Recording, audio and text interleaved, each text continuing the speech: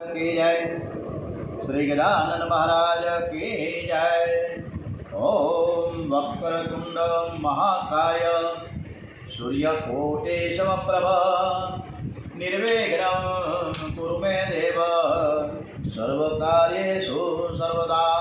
ओम श्री गजानन गणपति महाराज की जय।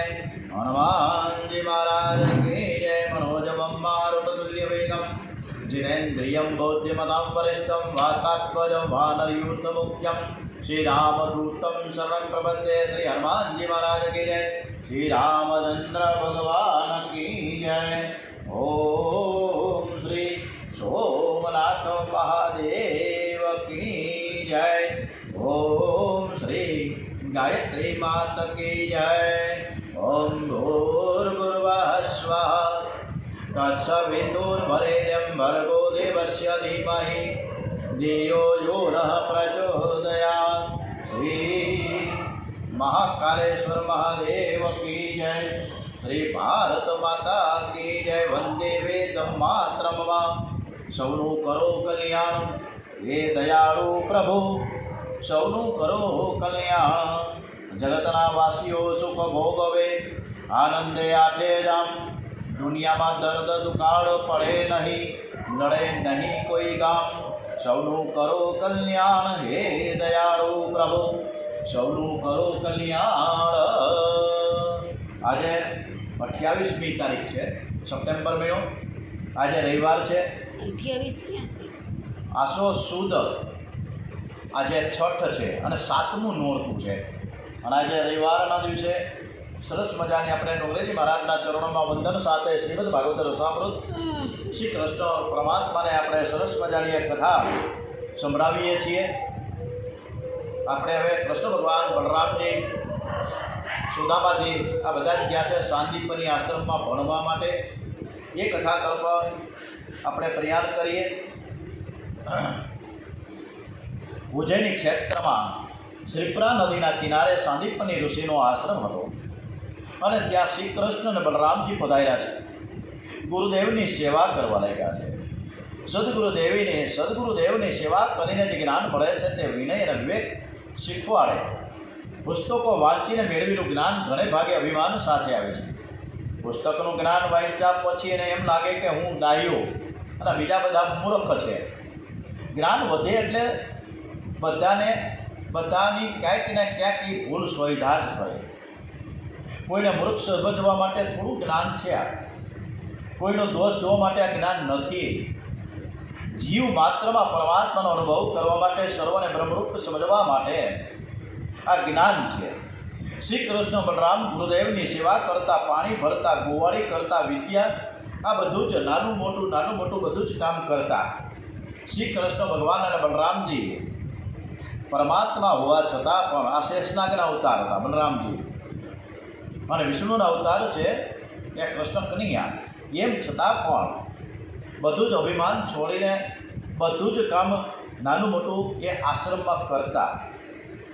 શ્રી કૃષ્ણ એક જ વાર આ ગુરુદેવ કાંઈક પણ એને જ્ઞાન આપે, વિદ્યા આપે, તરત જ કંઠસ્થ થઈ જાય। શ્રી કૃષ્ણ ગુરુકુળમાં પૈસા કમાવા માટે વિદ્યા નથી ભણ્યા। શ્રી કૃષ્ણ સાંદીપની ઋષિના આશ્રમમાં અધ્યાત્મ વિદ્યા ભણ્યા છે। શ્રી કૃષ્ણ જ્યારે ગુરુકુળમાં બિરાજતા હતા ત્યારે ઘણા વિદ્યાર્થીઓ ત્યાં ભણવા માટે આવ્યા હતા, પણ શ્રી કૃષ્ણે એક જ વિદ્યાર્થી સાથે મૈત્રી કરી અને એનું નામ મિત્રનું નામ છે ભાગવતમાં આવે છે। સૌરાષ્ટ્રનો એક અતિશય ગરીબ બ્રાહ્મણનો બાળક ત્યાં ભણવા આવ્યો હતો અને એનું નામ હતું સુદામા।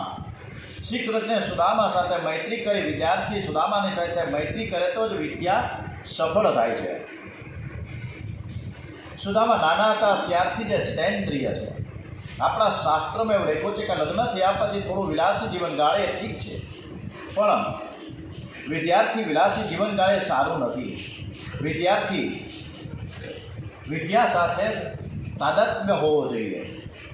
વિદ્યાની સાથે સંયમનું શિક્ષણ આપવામાં આવે તો માણસ સુખી થશે, એ કુટુંબને પણ સુખી કરશે। આજકાલ સંયમનું શિક્ષણ આપવામાં આવતું નથી।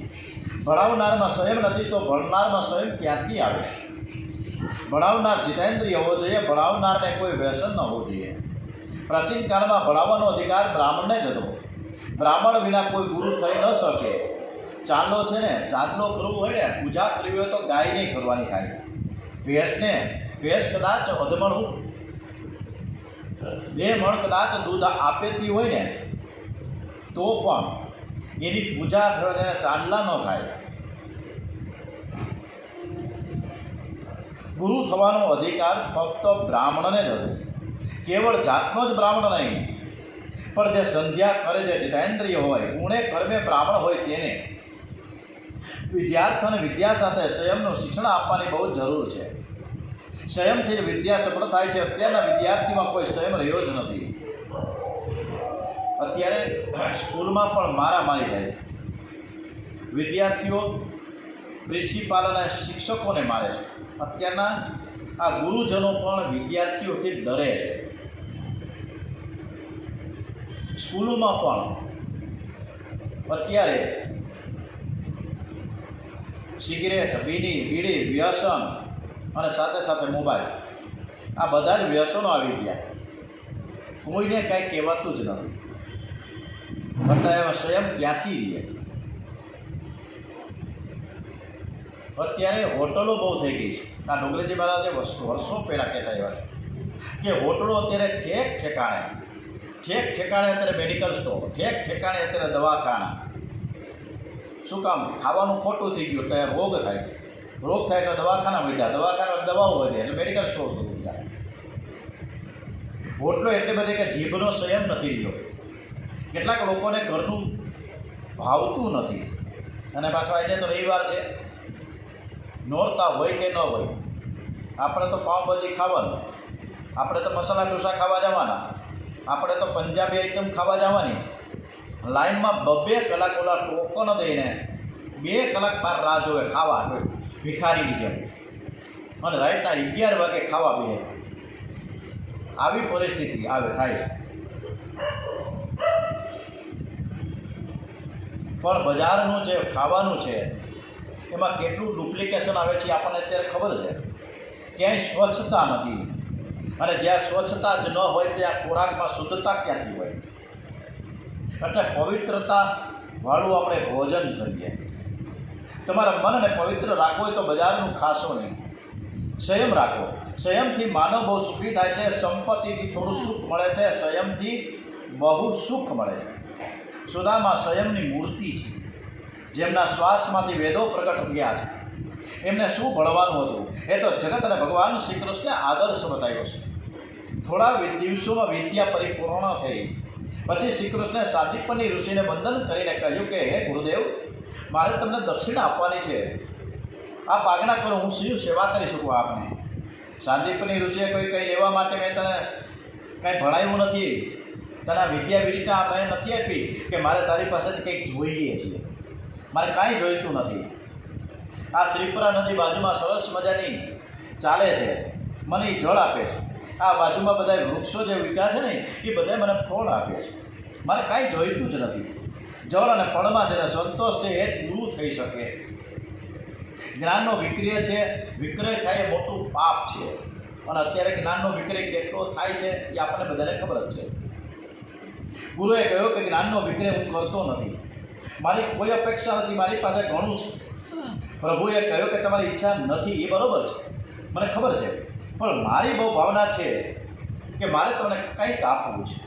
આપે મને બોધ આપ્યો છે, એના જેવું જગતમાં બીજું કંઈ છે જ નહીં. વસ્ત્રદાન, સ્વર્ણદાન કરતાં જ્ઞાનદાન ઘણું વધારે મોટું શ્રેષ્ઠ છે. દાનથી 24 કલાકની તૃપ્તિ થાય, જ્ઞાનથી ભવની તૃપ્તિ થઈ જાય છે, અખંડ તૃપ્તિ પ્રાપ્ત થાય છે. એટલે વિદ્યા આપવાથી જ્ઞાન વધે છે ને, એમ એની સાથે સાથે એનામાં પણ જ્ઞાન વધે. સાચો આનંદ ક્યાં છે એ તમે મને સમજાયું છે. સાંદીપની ઋષિને કૃષ્ણ ભગવાન કહે છે, આપે અમારો સ્વભાવ સુધાર્યો છે. શ્રી કૃષ્ણ ભગવાનનો સ્વભાવ સુધર્યો છે ત્યાં સાંદીપની ઋષિમાં. અને શ્રી કૃષ્ણ પોતે પરમાત્મા હોવા છતાં પણ એમ કે તમે અમારો સ્વભાવ સુધાર્યો. સમજણમાં બહુ સુખ છે અને જ્ઞાનમાં અતિ દુઃખ છે. આપે અમારું જ્ઞાન દૂર કર્યું છે. મારી બહુ ભાવના છે કે આપ આજ્ઞા કરો, કંઈક કહો તો હું આપની કાંઈક તો સેવા કરી શકું, એમને એમ થોડું મારે જવાય.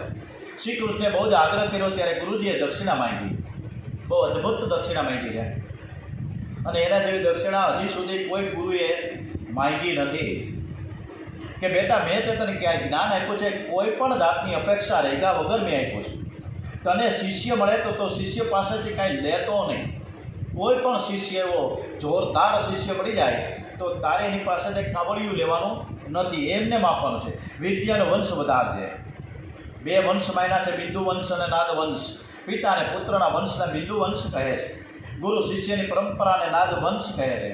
નાદ વંશ અતિશય શ્રેષ્ઠ છે. સદગુરુ તો શિષ્યને સર્વસ્વ આપે છે.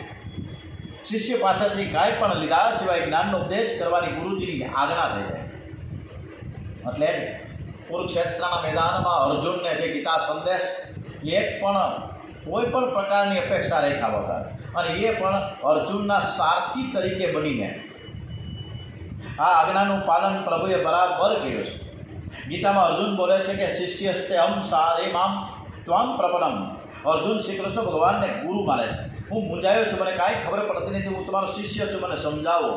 લેશ પણ અપેક્ષા રાખ્યા વિના પ્રભુએ અર્જુને ગીતા શાસ્ત્રનો ઉપદેશ કર્યો છે. અર્જુન મારો ચેલો છે અને મારી સેવા કરે એવી ઈચ્છા એને નથી રાખી. અમુકના સારથી બન્યા છે, અને એ રથના ઘોડાઓને નવડાવવા, ધોવડાવવા, ઘાસ આપવા, આવી બધી સેવા પાછો કરે. એને સાફસૂફીથી માંડીને બધું જ. અને આ રીતના મહાભારતમાં વર્ણન પડે છે, જોરદાર આવ્યું છે કે ઘોડાઓ ઇંજળ થાય ને, કુરુક્ષેત્રના મેદાનમાં બાણ વાગે ત્યારે જે ઇંજળ થાય, લોહી વયું જતું હોય ઘોડાને, તો એમાં મલમપટ્ટી પણ કરે. એને હારામાં હારી સારવાર આપે છે કૃષ્ણ ભગવાન. જગતમાં જેટલા ગુરુઓ થયા છે, શિષ્ય પાસેથી કાંઈક લઈને શિષ્યોને જ્ઞાન આપે છે, પણ આ ગુરુ એવા છે કે શિષ્યની તો સેવા કરે, પણ એના ઘોડાઓની પણ સેવા કરી છે. શ્રી કૃષ્ણ સર્વથી શ્રેષ્ઠ છે, એના અભિમાનનો જરાય સ્પર્શ નથી. શ્રી કૃષ્ણની જ્ઞાન ભક્તિ કેવી છે. ગીતાજીનો ઉપદેશ કર્યો ત્યારે 2-4 દિવસ કથા સંભળાવી હશે. અરે યુદ્ધ ભૂમિમાં અર્જુન ગભરાયો હતો, કલાક 2 કલાકમાં ગીતાજીનો ઉપદેશ ભગવાને કર્યો છે, અને તેની અસર ભગવાન અર્જુનના મન ઉપર ખૂબ થઈ છે. અર્જુન બોલ્યા કે કરીશ્ય વચનમ તવ.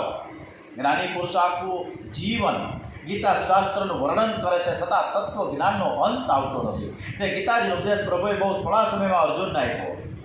ઉદ્ધવજીને પ્રભુએ ઉપદેશ કર્યો, પણ ઉદ્ધવજી પાસે પ્રભુએ દક્ષિણા નથી લીધી.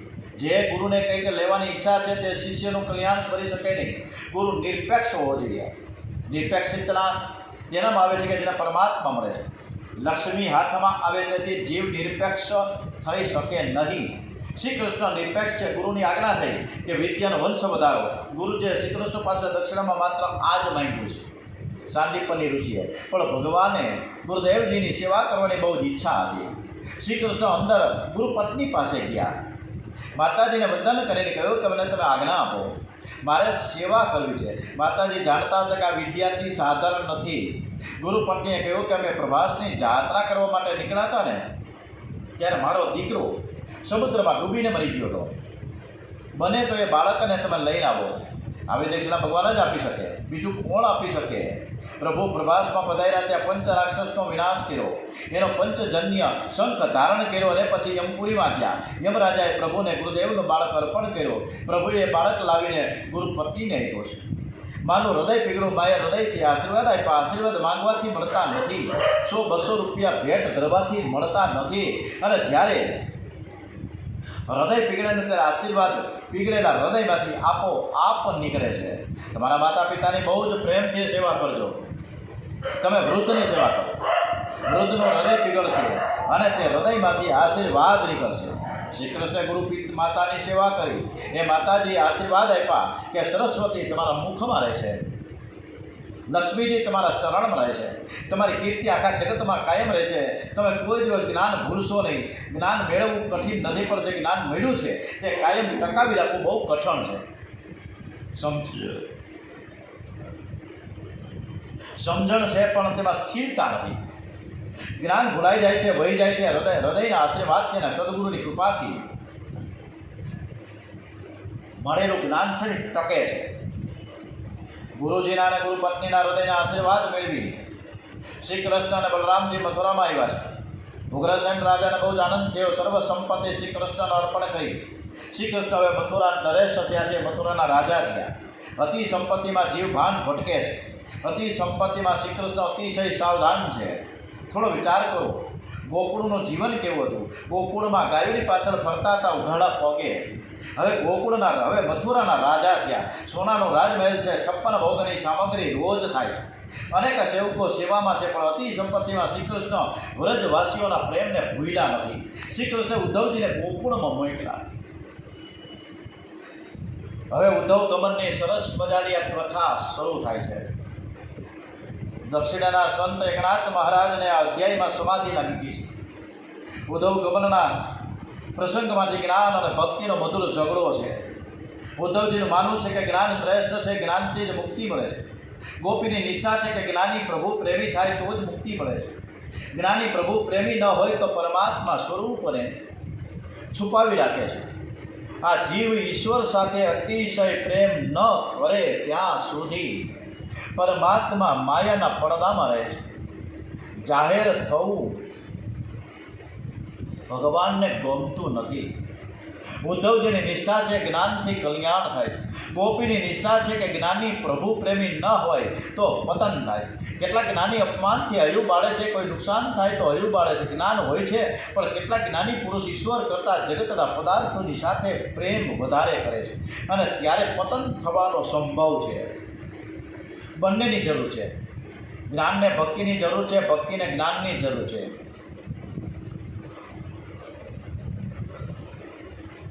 બેમાંથી કોઈ ગૌણ નથી, બંને પ્રધાન છે. ભક્તિથી હૃદય કોમળ થાય છે, જ્ઞાનથી હૃદય વિશાળ થાય છે. ભક્તિથી અભિમાન મરે છે, ભક્તિ વિનાનું જ્ઞાન છે ને લંગડું છે. અને જ્ઞાન વિનાની જે ભક્તિ હોય ને તે આંધળી છે. મહાપુરુષો તો કહે છે કે બેની નહીં 3ની જરૂર પડે છે. વૈરાગ્યની પણ જરૂર છે. મિષ્ટાન કરવું હોય તો 3 ભેગા કરવા પડે: લોટ, ઘી અને ખાંડ. બ્રહ્મ રસમય છે, બ્રહ્મના સરસાત્મક સ્વરૂપોનો સતત અનુભવ કરવા માટે 3ની જરૂર છે. જ્ઞાનની જરૂર છે, ભક્તિની પણ જરૂર છે, સાથે સાથે વૈરાગ્યની પણ જરૂર છે. બ્રહ્મ વત્તા રહીને બેસી રહેવું એ જ્ઞાનનું ફળ નથી. બ્રહ્મ વિદ્યા પ્રાપ્ત થયા પછી બ્રહ્મમાં પ્રીતિ ન થાય, પ્રભુ ઉપર પ્રેમ ન જાય, પ્રેમ ન જાગે તો જ્ઞાન વહી જાય છે. બ્રહ્મ જ્ઞાની થવું સહેલું છે, બ્રહ્મ દ્રષ્ટિ રાખવી બહુ કઠણ છે. જગત બ્રહ્મરૂપ જેને દેખાય છે તે પોતાની અંદર પરમાત્માનો અનુભવ કરી શકે છે. ગોપીને સગળું જગત શ્રી કૃષ્ણ રૂપ દેખાય છે. ગોપી પ્રેમની મૂર્તિ છે. ઉદ્ધવજી ગોકુળમાં આવ્યા તો ગોપીઓના ગુરુ થવા માટે, ગોપીઓને સમજાવવા માટે, પણ ગોપીઓનો પ્રેમ જોયા પછી એનું અભિમાન ઉતરી ગયું. એવમ ભક્તિ હે સકળ ભુવને નેક્ષિતા ન શ્રુતાવા કિમ શાસ્ત્રો એ કિમિ હે તપસા ગોપી ક્યા ભો નમસ્તુ. ઉદ્ધવજીને થયું કે આવી ભક્તિ જગતમાં ક્યાંય જોઈ જાણી નથી. અહીં જ્ઞાનની ક્યાં જરૂરત છે, તપની ક્યાં જરૂરત છે. વ્રજવાસીઓ તેવું બોલે છે કે બુદ્ધો સીધો ભયો હે. ઉદ્ધવજીને ગોપીઓનો સત્સંગનો હતો ત્યારે બહુ અકળમાં અભિમાનમાં ચાલતા હતા કે હું જ જ્ઞાની છું, બધું જ સમજું છું. ગોપીઓના સત્સંગમાં એનું અભિમાન ઉતરી ગયું. ઉદ્ધવજી ગોપીઓને સમજાવવા આવ્યા હતા કે તમે આંખ બંધ કરીને નિરાકારનું ધ્યાન ધરો. ગોપીઓએ કહ્યું કે આંખ બંધ કરવાનું તમે કહો છો ને, પણ અમારી નજર જ્યાં જ્યાં જાય ત્યાં શ્રી કૃષ્ણ દેખાય છે. ઉઘાડી આંખે જેને જગત ન દેખાય, પરમાત્મા દેખાય એનું જ્ઞાન છે એ ખૂબ જ સાચું છે. અને આંખ બંધ કર્યા પછી જગત ન દેખાય એનું જ્ઞાન કાચું છે. ઉદ્ધવજી સમજાવવા લાગ્યા છે કે સગુણના આધારે નિર્ગુણનો અનુભવ થાય, તમે નિરાકાર બ્રહ્મનું ધ્યાન કરો. ગોપીએ કહ્યું કે સગુણ શું કે નિર્ગુણ શું એ મને કાંઈ ખબર પડતી નથી. હું તો એટલું જ જાણું કે પ્રેમથી શ્રી કૃષ્ણ. હરે કૃષ્ણ હરે કૃષ્ણ કૃષ્ણ કૃષ્ણ હરે હરે હરે રામ હરે રામ રામ રામ હરે હરે. હું તો કૃષ્ણ બોલું. અને ત્યારે સગુણ હોય કે નિર્ગુણ હોય, આંખની સામે મને કૃષ્ણ સામે આવીને ઊભા દેખાય. તમે જ્ઞાનની વાત સંભળાવી પણ તમે એટલું અસલી સ્વરૂપ કોઈ જોયું છે? તમે જોયું જ નથી. એકવાર શ્રી કૃષ્ણ દર્શન કરે ત્યારે છોડી શકે નહીં. ઉદ્ધવજી રાધાજીના દર્શને જાય છે. ભ્રમર ગીતનો પ્રસંગ આવે છે. ઉદ્ધવજી રાધાજીને કહે છે કે પ્રભુ તમને ભૂલ્યા નથી, તમારું સ્મરણ કરે છે. એ મથુરામાં બિરાજ્યા છે પણ તમને યાદ કરે છે. રાધાજી કહે ઉદ્ધવ તું 4 વેદ અને 6 શાસ્ત્ર ભણ્યો પણ પૂરો જ રહ્યો. અને અરે ભાઈ તું જે વાત કરશ ને એ મથુરામાં છે. અરે ભાઈ મને તો મારા કૃષ્ણ છે ને ચારે બાજુ મારી આસપાસ દેખાય. આખું વ્રજ મને કૃષ્ણ રૂપે દેખાય. જે બ્રહ્મ વ્યાપક છે તે વ્યાપક બ્રહ્મને તું મથુરામાં રાખશ. અરે તું શું બોલસ કંઈ ખબર છે? કિમ વદતી. શ્રી રાધાજીના હાથમાં વાંસળી લીધી છે. રાધે ગોવિંદ, રાધે ગોવિંદ, રાધે ગોવિંદ, રાધે ગોવિંદનો ધ્વનિ અંદરથી નીકળો. ગોપીઓએ નૃત્ય શરૂ કર્યું છે. ઉદ્ધવજીએ દિવ્ય લીલાના દર્શન થયા છે. એક ગોપી સાથે એક શ્રી કૃષ્ણ દેખાય છે. ઉદ્ધવજી મારા કૃષ્ણ તો મને છોડીને ગયા નથી. મથુરાના કૃષ્ણ કોઈ બીજા હશે. ભક્ત અને ભગવાન અંદરથી એક જ હોય છે. ઉદ્ધવજી ગોપીને વંદન કરે છે. હવે ઉદ્ધવજીને ખાતરી થઈ ગઈ કે જ્ઞાન ભક્તિથી જ પરિપૂર્ણ થાય. ભક્તિ પ્રેમ વિનાનું જ્ઞાન શુષ્ક છે. જ્ઞાનીએ પ્રભુ પ્રેમી થવું જ પડે છે. જ્ઞાની કરતાં શ્રી કૃષ્ણ પ્રેમી શ્રેષ્ઠ છે. ઉદ્ધવજી આવ્યા તો હતા 2-4 દિવસ માટે, પણ 2 માસ 2 મહિના સુધી ગોકુળમાં રહી ગયા. ઉદ્ધવજીને વ્રજ છોડીને મથુરા જવાની ઈચ્છા થતી નથી. રાધાજી આજ્ઞામાં આપી ત્યારે ઉદ્ધવજી મથુરા જાય છે. ઉદ્ધવજીને થાય છે કે હું શ્રી કૃષ્ણને ઠપકો આપીશ કે તમે ગોપીનો પ્રેમ કેમ ઉકરાઈ જાય. ઉદ્ધવજી શ્રી કૃષ્ણના ચરણમાં વંદન કરે છે. શ્રી કૃષ્ણ ઉદ્ધવજીના મસ્તકે હાથ પધરાવે છે. તેને એક લીલાના દર્શન કરાવ્યો છે. હું વ્રજ છોડીને ક્યાંય ગયો જ નથી. હું તો નિત્ય તેમની સાથે રહું છું. પ્રેમ લક્ષણા ભક્તિનો આદર્શ બતાવવા માટે આ લીલા છે. એ પછી શ્રી કૃષ્ણ અક્રૂરને હસ્તિનાપુર મોકલા. પાંડવોને લાક્ષાગૃહમાં બાળી મૂકવાના પ્રયાસના સમાચાર તેને કાની આવ્યા હતા. તેથી અક્રૂરને ખાતરી કરવા મોકલા. અક્રૂર હસ્તિનાપુર ગયા છે. તેમણે ધૃતરાષ્ટ્રને સરસ મજાનો ઉપદેશ કર્યો કે જન્મે છે એકલો જીવ, મરે ત્યારે એકલો, સુકૃત દુષ્કૃત તો કેરા ભોગવે ફળ એકલો. સારા ને ખોટા જે કાંઈ કર્મ કર્યા છે એના ફળ તો એકલા એ જ ભોગવવાના થાય. બીજા કોઈએ ભોગવવાના હોય જ નહીં. સારું કામ કરશો તો સારું ફળ મળે, ખરાબ ફળ મળે. ખરાબ કામ કરીએ તો ખરાબ ફળ મળે. એ તો દેખીતી વાત છે. જે શરીરને તું સુખ આપવા, હું સુખ આપવા માંગુ છું, એ શરીર આપણી સાથે આવવાનું છે. એકલો જીવ આવે છે ને એકલો જીવ જાય છે. બહુ પૈસા કમાશો તો બહુ સગાવાલા એમાં ભેગા થશે. મજામાં હશો ત્યારે બહુ સાથ આપશે. સુખ મેં સૌ સાથી, દુઃખ મેં ના કોઈ. સજામાં કોઈ સાથ આપતું નથી. કોઈ કરપ્શનમાં પકડા જાય, કોઈ પાપ કર્મ કર્યા હોય, કોઈ મર્ડર કર્યો, મારામારી હિસાબ કામ કર્યો, જેલ ભેગા થાય તો એકલાઈ જવું પડે. જેને કર્યું જાય તકલીફ તો બધાને પડે, પરિવારને પડે, પણ થાય શું? અને વાહ, વાલિયા લૂંટારાને કહેવું કે ભાઈ તું આટલું બધું પાપ કરે, તું ઘરે જઈને પૂછતો ખરા કે તારા પાપ કર્મમાં આ બધા તારા પરિવારના, તારી પત્નીને, તારા બાળકો, દીકરા દીકરીઓ બધા સહભાગી છે? પહેલાં તો પૂછતો ખરા. બધા ગઈ ના પડતી. અને પછી એનાલિસિસ થયું કે આ બધું હું ખોટું કામ કરું છું. અને આપણે એનાલિસિસ થતું જ નથી. હાલી નીકળીએ રોજ સવારથી ઉઠીને હાઈ ઉઠી આખી એક લિસ્ટ બનાવીએ તો કેટલા બધા આપણે ખોટું બોલીએ છીએ, કેટલે ઠેકાણે ખોટું બોલીએ છીએ. અંત નથી એનો. કેટલું ખોટું કામ કરીએ છીએ, કેટલાને ખોટી નિંદા કરીએ છીએ, ટીકા કરીએ છીએ. સમજાતું નથી. ધૃતરાષ્ટ્રને કહ્યું છે કે દુર્યોધન માટે તું અન્યાય કરશ, પાપ કરે તને સજા થશે. ત્યારે દુર્યોધન તને સાથે, તારી સાથે નહીં આવે. અડધું રાજ્ય તું પાંડવોને આપી દે. ધૃતરાષ્ટ્રને અનેક રીતે સમજાવ્યા છતાં તેને માન્યું નહીં. અક્રૂર જે હસ્તિનાપુરમાંથી પાથરા આવ્યા છે, અરે ભગવાને કહ્યું છે કે એને માર પડશે તો જ અકળ આવશે. સમજાવવાનો ઘણો પ્રયત્ન કર્યો પણ માન્યો નહીં. હવે આપણે આ 10મા સ્કંદની પૂર્વાર્ધ આપણે સમાપ્ત કરીએ છીએ. હરિ ઓમ તત્સત. જય ગુરુદત્ત. શ્રીમન નારાયણ નારાયણ નારાયણ, શ્રીમન નારાયણ નારાયણ નારાયણ, લક્ષ્મી નારાયણ નારાયણ નારાયણ, શ્રીમન નારાયણ નારાયણ નારાયણ, બદ્રી નારાયણ નારાયણ નારાયણ.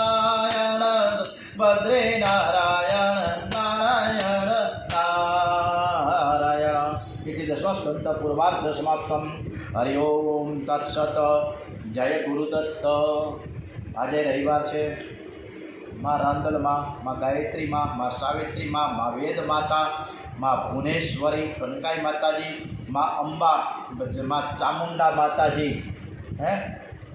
ખૂબ સરસ મજાના આ નવલા નોરતામાં, આ 7મા નોરતામાં આપણે માતાજીનું સ્મરણ કરી લઈએ.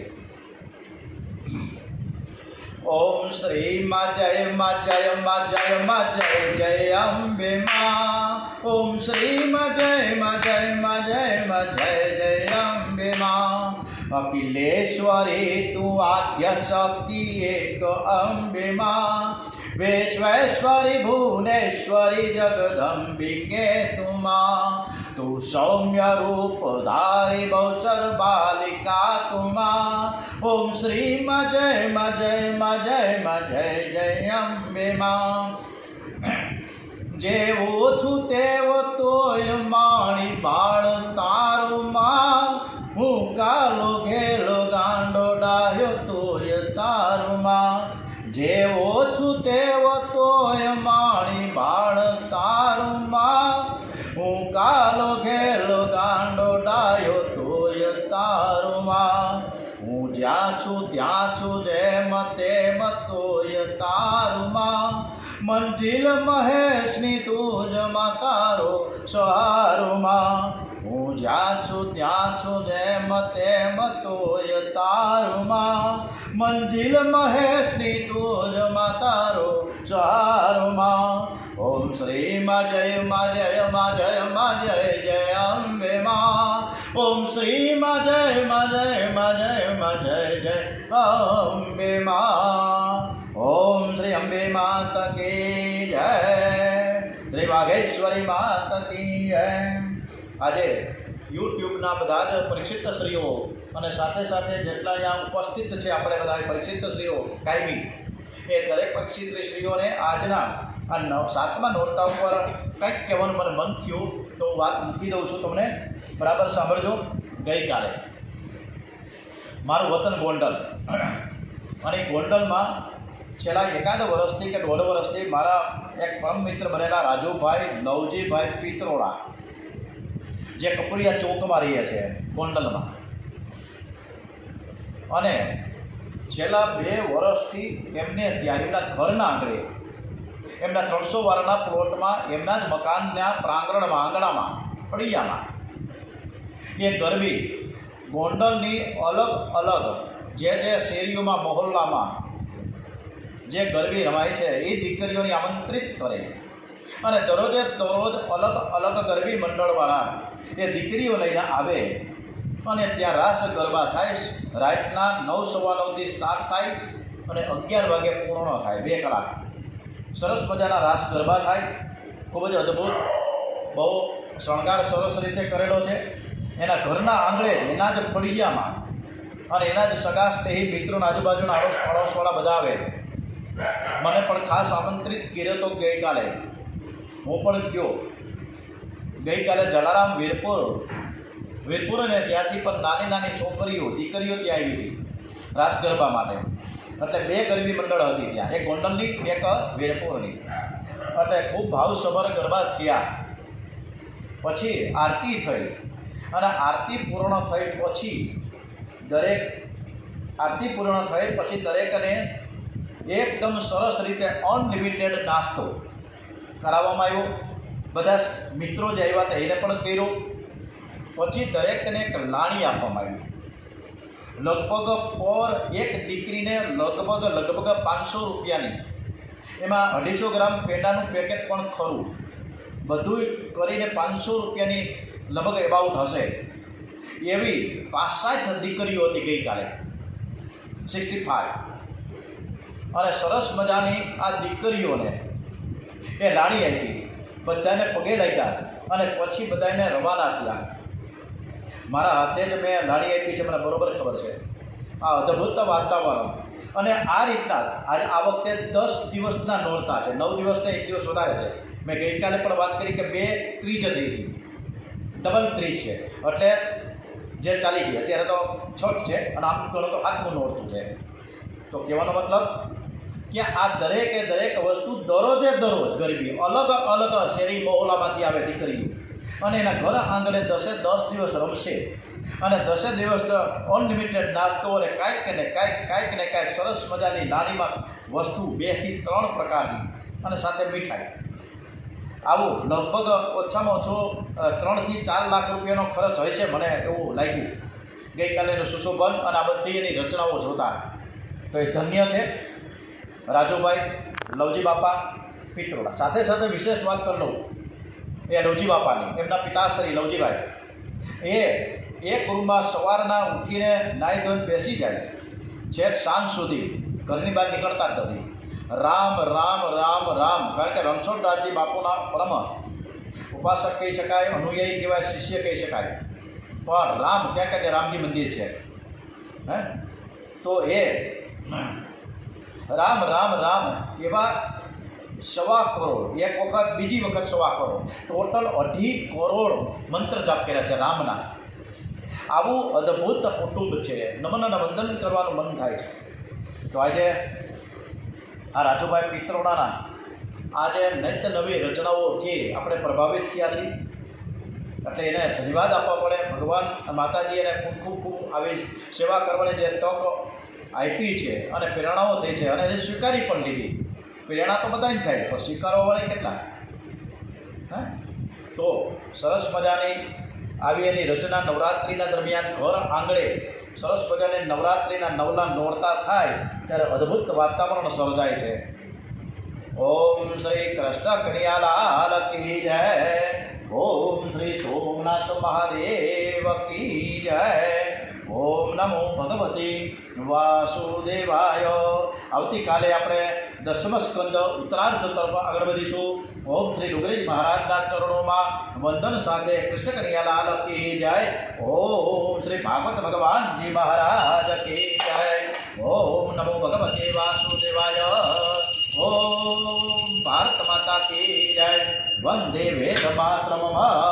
ઓમ નમઃ પાર્વતી પતે. હર હર હર હર મહાદેવ.